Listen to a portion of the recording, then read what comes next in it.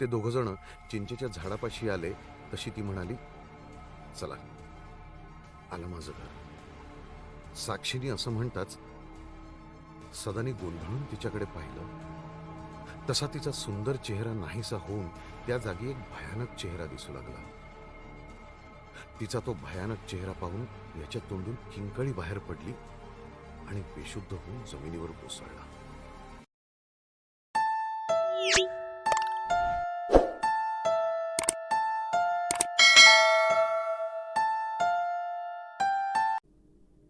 आमच्या गावापासून काही अंतरावर दुसरं गाव आहे. त्या गावाच्या आणि आमच्या गावाच्या मध्यावर एक चिंचेचे झाड आहे. त्या चिंचेसंबंधी लोकांचे असे म्हणणे की त्या झाडावर एक चेटकीण राहते. पण ही गोष्ट खरी की खोटी याबद्दल खात्रीपूर्वक काही माहिती नाही. पण गावातील म्हातारी माणसं असं म्हणतात की ती गोष्ट खरी आहे. पण आजकालची तरुण मुलं म्हाताऱ्या माणसांचे खरे कुठं मानतात आणि त्यामुळेच नको त्या प्रसंगाला सामोरी जावे लागते. आमच्या गावाचा तो तरुण म्हणजे आमच्यापेक्षा जरा मोठा. माझे वय तेव्हा 15-16 वर्षांचे असावे आणि त्याचे किमान 20 ते 22 वर्षांचे असावे. त्याचे नाव सदानंद साखरकर. झाले असे की त्याला शेजारच्या गावाला काही काम होते म्हणून तो त्या कामानिमित्त त्या शेजारच्या गावाला गेला. म्हणजे गाव तसे दूरच आहे, किमान 4 ते 5 मैल दूर असावे. काम आटोपून तो घरी यायला निघाला. त्या काळी आतासारखी काही वाहन सेवा नव्हती, म्हणजे रिक्षा वगैरे. तेव्हा दूर दूर पायी चालतच जावे लागत असे. संध्याकाळ झाली असल्याने तो झपझप पावले उचलत होता. त्याला रात्र पडण्यापूर्वी घरी पोचायचे होते. परंतु येता येता मध्येच रात्र पडली. जसजसा तो त्या चिंचेच्या झाडापाशी येऊ लागला तसतशी त्याच्या हृदयाची धडकन वाढली. म्हणजे वरकरणी तो म्हणायचा की मी भूताला घाबरत नाही, परंतु आज मात्र भीतीने त्याचे हृदय धडधडत होते आणि त्याची नजर खाली पायाकडे नसून त्या चिंचेच्या झाडावर आहे. त्या चिंचेच्या झाडावर कोणी दिसतंय का? म्हणजे ती चेटकीण झाडावर बसलेली दिसतेय का? हे पाहायचं होतं त्याला. पण कुणीच दिसलं नाही. तशी त्याला थोडी हिंमत आली. तशी त्याच्या चालण्याची गती वाढली. म्हणजे कधी एकदा ती चिंच पार करून पुढे निघून जातो असं त्याला झालं होतं. म्हणून तो झपझप पावलं उचलू लागला. त्यामुळे क्षणाक्षणाला अंतर कमी कमी होऊ लागलं. शेवटी एकदाची चिंच पार केली त्याने. तसा त्याच्या जीवात जीव आला आणि तो आपल्या मनात बोलला, लोक काही पण सांगतात, कुठे भूत इथं. त्याच्या हृदयाची वाढलेली धडधड आता कमी होऊ लागली होती आणि इतक्यातच पाठीमागून एका स्त्रीचा आवाज आला. तसे ह्याने आपले कान टवकारले. पुन्हा आवाज आला, अहो थांबा, मी येते. असे म्हणताच याच्या हृदयाची धडधड पुन्हा वाढली आणि काळजाचा ठोका एकदम चुकला. पण त्याची पाठीमागे पाहण्याची हिंमत झाली नाही. पळ काढण्याचा विचार त्याच्या मनात आलाच होता. इतक्यात पुन्हा आवाज आला, अहो थांबा ना, मला फार भीती वाटते, मला पण येऊ दे ना तुमच्यासोबत. असे म्हणताच मात्र त्याची पावले जागच्या जागी थबकली, कारण तो आवाज त्याच्या परिचयाचा होता. तो मनात म्हणाला, अरे हा तर आवाज साक्षीचा वाटतोय. असा विचार मनात येताच तो चटकन मागे वळला आणि त्यांनी पाहिले की खरोखरच साक्षीच होती, त्याची बालमैत्रीण शेजारच्या गावाला दिलेली. तिला पाहताच तो थांबला. ती जशी जवळ आली तसा तो बोलला, अगं साक्षी, तू एवढ्या रात्री कुठं निघालीस? त्यावर ती हसून म्हणाली, कुठं म्हणजे? माझ्या माहेरी चालले. सदानंद बोलला, अगं पण एवढ्या रात्री निघालीस?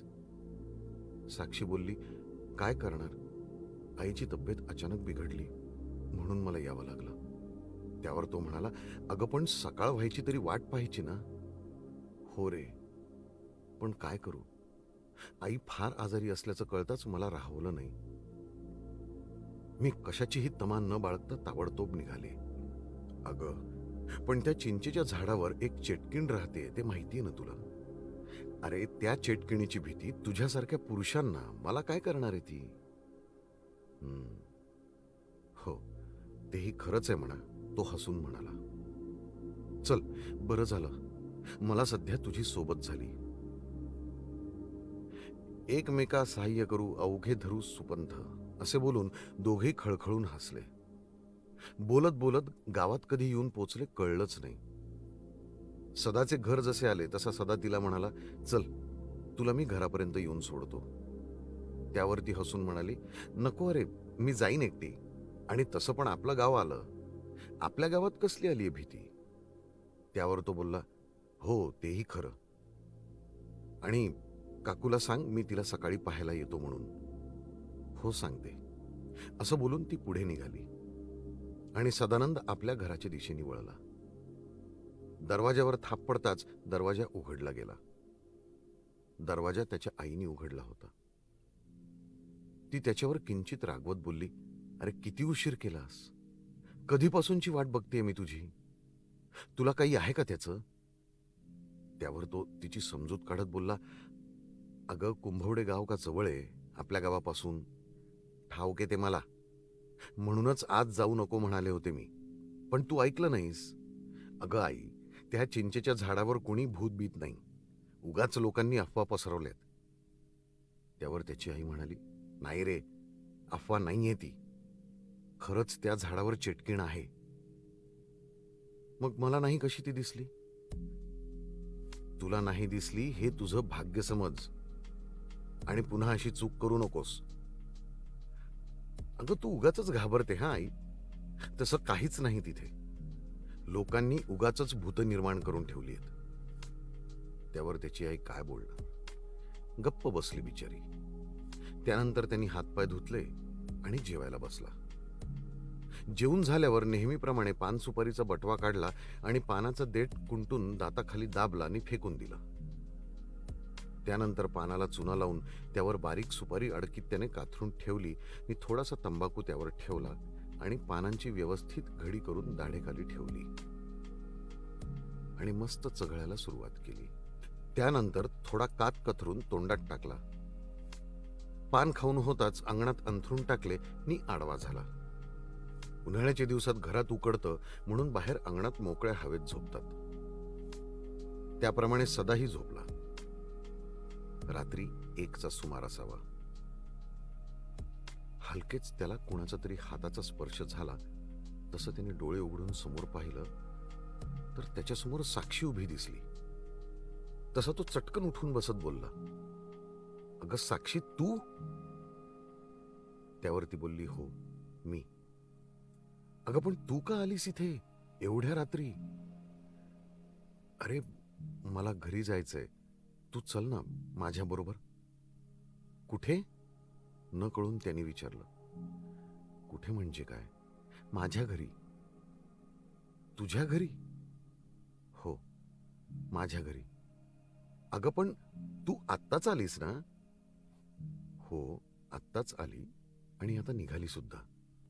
"अगं पण एवढ्या रात्रीची काय गरज आहे? सकाळ झाली की जा ना आपल्या घरला." "सकाळपर्यंत नाही थांबू शकत मी." "का नाही थांबू शकत?" "माझ्या नवऱ्याने तसं सांगितलंय की सकाळपर्यंत थांबलीस तर घरात घेणार नाही म्हणून." "अगं तुझा नवरा माणूस आहे का शैतान?" तशी पटकन बोलली, "शैतान." तसा तो दचकून बोलला, "क- क- काय म्हणालीस?" "काही नाही रे, सहजच तोंडून निघालं तसं." "हो का? मला वाटलं." "काय वाटलं?"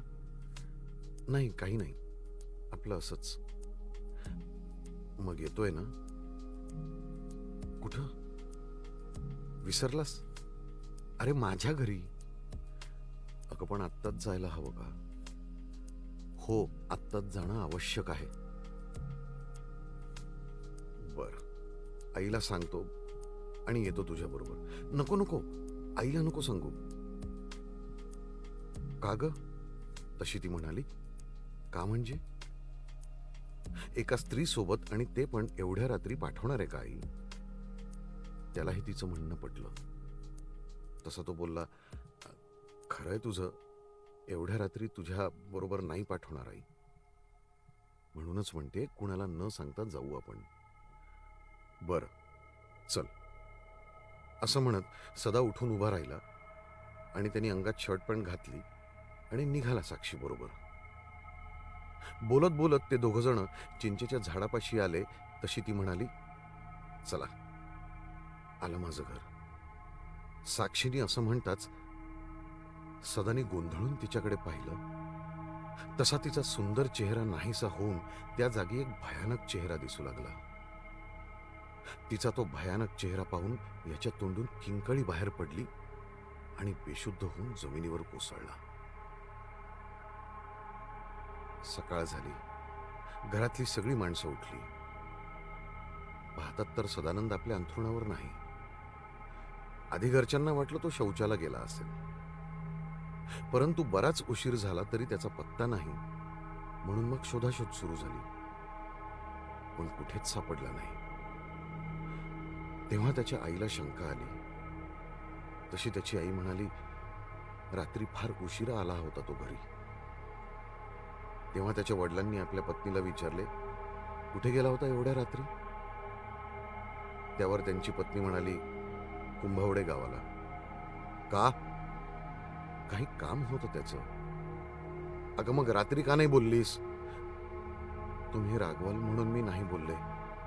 अगं पण तुला माहित नाहीये का, त्या रस्त्याने रात्रीचं कुणी एकटं येत नाही आणि जातही नाही. माहित होतं, पण आजकालची मुलं ऐकतात कुठं. सांगितलं होतं मी त्याला. नाही नाही, मग तर त्या चिटकीनी त्याला झपाटलंच असेल. अहो पण तो तर म्हणत होता की तिथे कुणीच नाही दिसलं त्याला. परंतु पुढे आल्यावर मात्र आपल्या गावची साक्षी त्याला भेटली होती. तिच्यासोबत तो घरी आला. अगं कुठल्या साक्षीबद्दल बोलतेस तू? अहो ती नाही का, फणसळकरांची साक्षी, कुंभवड्यात दिली तिला. हे ऐकताच सदानंदाचा बाप चिडून बोलला, अगं तू माणसात आहेस का अगोदर? माणसात नसायला काय झालंय मेलीला मला? अगं वेडे, फणसळकरांची साक्षी गेल्याच महिन्यात वारली नाही का? असे म्हणतात सदानंदच्या आईला एकदम आठवल्यासारखं करत त्या बोलल्या, अरे हो, खरंच की. पण माझ्या ध्यानी कसं राहिलं नाही हे? बरं ते जाऊ दे, मी जाऊन पाहतो त्याला. अहो ऐका, एकटे जाऊ नका, कोणाला तरी सोबत घेऊन जा.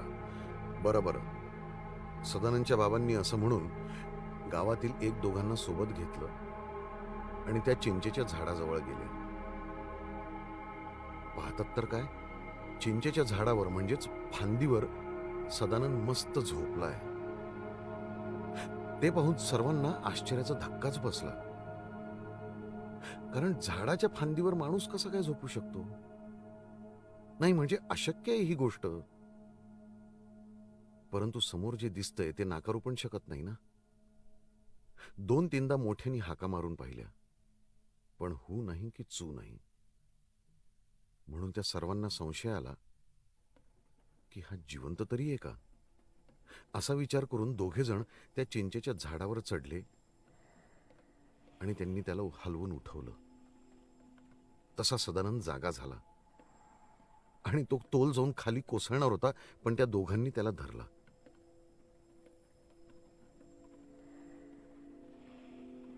जाग झाल्यानंतर आपण जमिनीवर नसून झाडावर आहे हे जसं त्याला जाणवलं, तसा भीतीने पोटात गोळा उठला सदानंदच्या. त्याच्या तोंडून किंकाळी निघता निघता थांबली. भयभीत होऊन तो बोलला, मी इथं कसा? त्याच्या या प्रश्नावर दोघही खळखळून हसले. त्यातील एक जण त्याला म्हणाला, आधी खाली उतर, मग सांगतो. त्यानंतर तिघही खाली उतरले. त्यानंतर सदानंदनी तोच प्रश्न केला की मी इथे कसा? तेव्हा त्यातील एक जण म्हणाला, खरं तर हे आम्ही तुला विचारायला हवं. पण इथं तर तू उलट आम्हालाच विचारतोयस.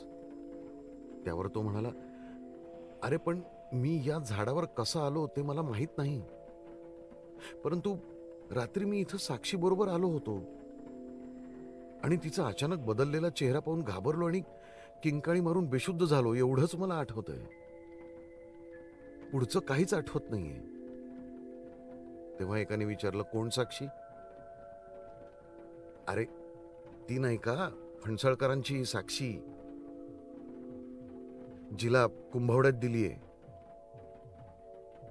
अरे ती तर मागच्या महिन्यात वारली, ती कुठे भेटली तुला? त्यावर सदानंद म्हणाला, अरे इथंच. दुसरा म्हणाला, इथं? सदानंद परत बोलला, अरे हो इथंच भेटली. त्यावर त्याचे वडील म्हणाले, अरे मग ती साक्षी नव्हती, तर या झाडावरची चेटकीण होती. सगळेजण गावाकडे परत यायला निघाले. चालत चालत त्याचे वडील बोलले की ती चेटकीण कुणाचेही रूप घेते. त्यावर सदानंद घाबरून बोलला, अरे बापरे, म्हणजे मला चेटकिणीने धरलंय? त्यावर त्याचे वडील म्हणाले, होय, आणि तिच्या तावडीतून सुटका करून घ्यायची असेल तर आपल्याला तांत्रिकाकडे जायला हवंय. त्यावर एक जण म्हणाला, अहो पण आज तो घरी भेटणार नाही. तेव्हा सदानंदच्या वडिलांनी विचारलं, भेटणार नाही म्हणजे? कुठे गेलाय तो? त्यावर दुसरा बोलला, अहो आज अमावस्या आहे, आज तो घरी नसतो, तर साधना करायला स्मशानात गेला असेल, तप साधना करायला. त्यावर सदानंदचे वडील म्हणाले, मग आपण जाऊयात ना त्या स्मशानात. त्यावर दुसरा म्हणाला, अहो आजच्या दिवशी तो कोणाचंही काम करत नाही, म्हणून आजची रात्र काढा कशी तरी. वाटल्यास उद्या मी स्वतः घेऊन जाईन तुम्हाला. मग सर्वांनी ठरवलं की सदानंदला एकटं सोडायचं नाही कुठेही, सर्वांनी त्याच्या सोबत राहायचं. त्याप्रमाणे सर्वजण त्याच्या आजूबाजूला झोपले. त्याला सर्वांच्या मध्ये झोपवले आणि दोघ जण पहारा देत बसले. जसे रात्रीचे 12 वाजले तशी ते दोघे पहारेकरी पण पेंगू लागले. थोड्याच वेळात दोघांना पण डुलकी लागली आणि लगेच डोळे उघडले. पण त्यावेळी सदानंद अंथरुणात नाही दिसला, म्हणून त्यांनी दरवाजाकडे पाहिलं तर दरवाजा आतून बंद दिसला. तेव्हा त्या दोघांनाही प्रश्न पडला की दरवाजा आतून बंद आहे, मग हा बाहेर गेला कसा? आता काय सांगावं घरच्या माणसांना? तेवढ्यात एकाला युक्ती सुचली. त्याने ती युक्ती लगेच आपल्या साथीदाराला सांगितली. मग दोघांनी मोठ्याने ओरड घातली की सदानंद अचानक गायब झाला, उठा लवकर. सर्वजण खडबडून जागे झाले आणि त्या दोघांना विचारू लागले की सदानंद गायब कसा झाला? त्यावर एक जण बोलला, माहित नाही. त्यावर सदानंदाचा बाप चिडून बोलला, कसं माहित नाही? तुम्ही दोघेही झोपला नव्हतात ना? त्यावर एक जण बोलला, छे छे छे, काहीतरीच काय, आम्ही रात्रभर जागतोय. त्यावर सदानंदाचा बाप चिडून बोलला, तुम्ही दोघेही खोटं बोलताय. त्यावर एक जण बोलला, आता ही वेळ भांडत बसण्याची नाही. कोण खोटं बोलतोय आणि कोण खरं ते नंतर पाहू. अगोदर सदानंदाचा शोध घ्यायला पाहिजे, कारण आज अमावस्या आहे. त्याच्या जीवाचं काहीही बरं वाईट होऊ शकतं. म्हणून आधी सदानंदाचा शोध घेऊ, मग ह्या दोघांकडे पाहू. लगेच हातात काय मिळेल ते हत्यार घेऊन घरातला एक एक माणूस निघाला. सर्वजण त्या चिंचेच्या झाडापाशी जमा झाले, परंतु तिथे कोणीच नव्हते. मात्र सदानंद त्यांच्या समोरच होता, पण त्या लोकांना तो दिसत नव्हता. तो मोठ्याने ओरडून सांगण्याचा प्रयत्न करत होता, पण तोंडातून आवाजच फुटत नव्हता. गाववाले रात्रभर सदानंदाला शोधतच राहिले, पण तो कोणालाही सापडला नाही.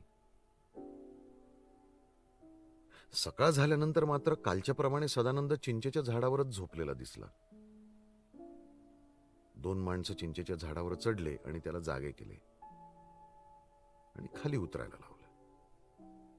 तेव्हा त्याला विचारलं की रात्रभर कुठे होतास? तेव्हा तो म्हणाला, मला तुम्ही दिसत होता, पण मी तुम्हाला दिसत नव्हतो. मी तुम्हा लोकांना हाका सुद्धा मारल्या, पण तुम्हा लोकांना माझी हाक ऐकूच आली नाही. सर्वजण घाबरले की आता काय करावं. मग सर्वांच्या मतानुसार सदानंदला तांत्रिकापाशी नेलं.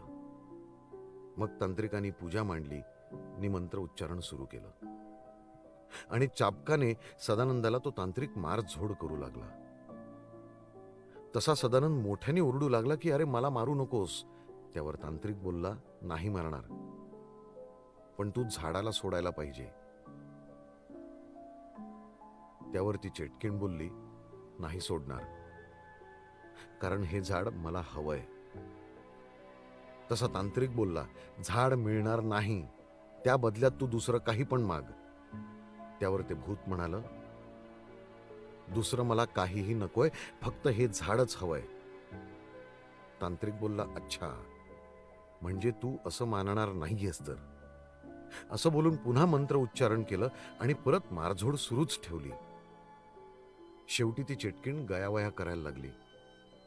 मला मारू नकोस, मी झाडाला सोडायला तयार आहे, परंतु मला कोंबड्याचा बळी पाहिजे. तांत्रिक बोलला, चल दिला, पण आधी झाडाला सोड. असे म्हणतात, सदानंदाच्या देहातून एक शक्ती बाहेर पडताना दिसली आणि त्याच वेळी सदानंद पूर्ववत ठीक होत असल्याचा दिसू लागला.